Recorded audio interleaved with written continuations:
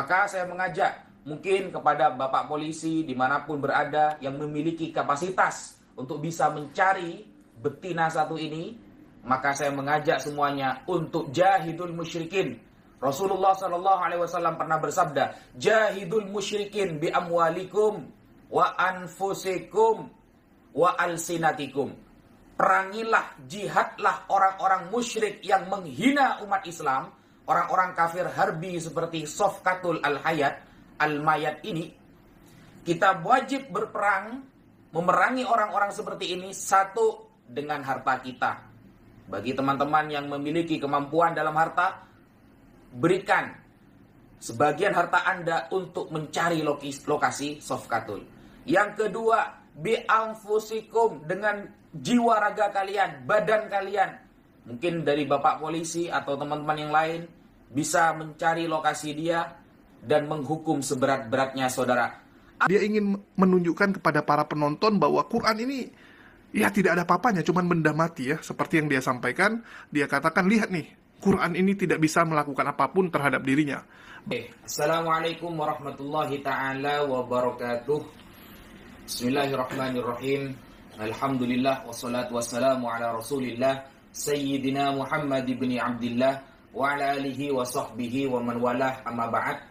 Sahabat muslimin dimanapun Anda berada, Al-Fakir Abdul Wafi, saya mengajak seluruh teman-teman untuk mengutuk keras dan benar-benar mencari lokasi Sofikatul Al-Hayat, Al-Mayat, Al-Babi itu saudara. Kenapa? Allah Subhanahu wa taala sudah berfirman, yuriduna ayyutfi'u nurallah bi afwahihim. Mereka ingin memadamkan cahaya Allah dengan mulut-mulut mereka, saudara. Meskipun mulut-mulut mereka menghujat kepada agama Islam, meskipun mulut-mulut mereka selalu menghina agama Islam, Allah tetap menerangi dan menyempurnakan cahayanya.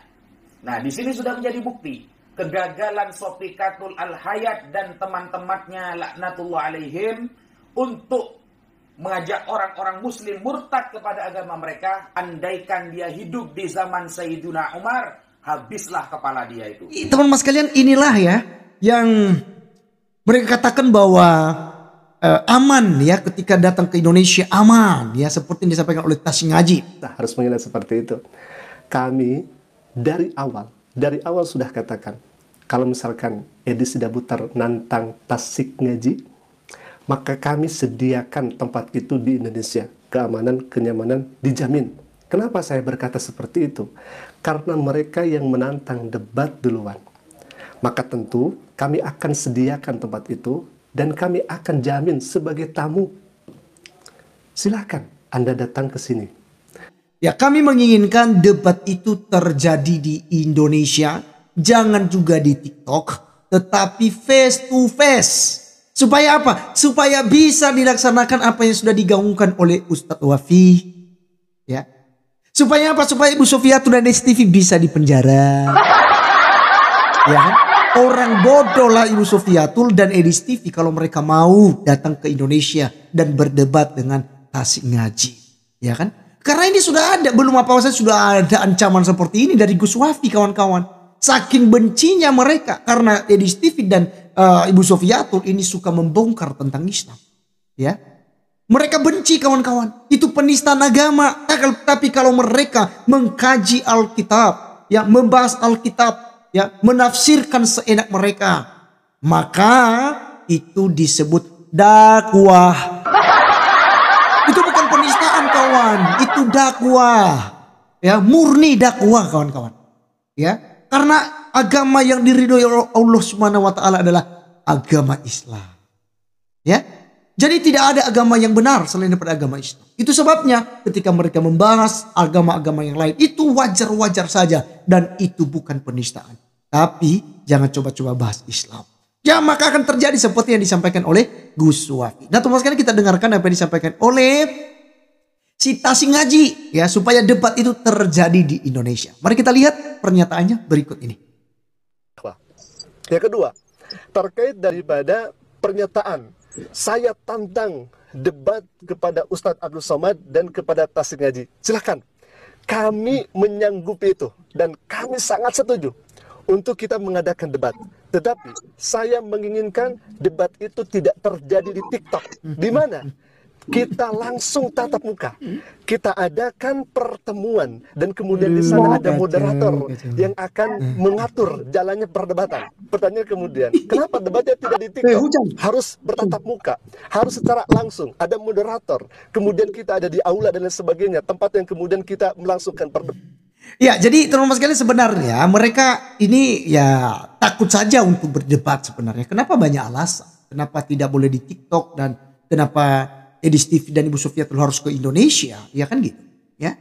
Dan anggapan balik dari Ibu Sofiatul dan Edis TV juga pun ya artinya mereka memberikan akomodasi loh, ya berikan tiket, penginapan, ya kan mereka jemput lagi, keamanannya dijamin lagi, ya. Kalau dia laksanakan di Amerika, karena di sana tidak ada undang-undang penistaan agama.